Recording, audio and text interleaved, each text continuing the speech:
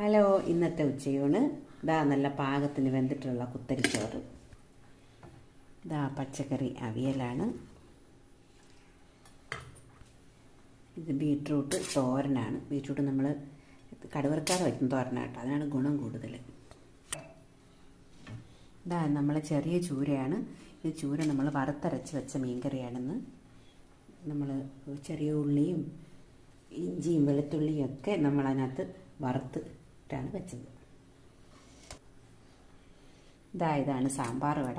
നമ്മൾ തൈര് വടയെന്നും രസവട എന്നൊക്കെ പറയും പോലെ ഇത് സാമ്പാർ വടയാണ്. നമ്മൾ ഉഴുന്നുവട ഉണ്ടാക്കി സാമ്പാറിൻ്റെ ഒപ്പം ചേർത്ത് നമ്മൾ കഴിക്കുന്നതാണ്. ഇതും ഒരു ചായയൊക്കെ കൂട്ടി കഴിക്കുകയാണെങ്കിൽ നമുക്ക് വൈകുന്നേരത്തെ സ്നാക്കിനൊക്കെ അത് മതി. ഇത് നല്ല ടേസ്റ്റാണ് ഇങ്ങനെ കഴിക്കാനായിട്ട്.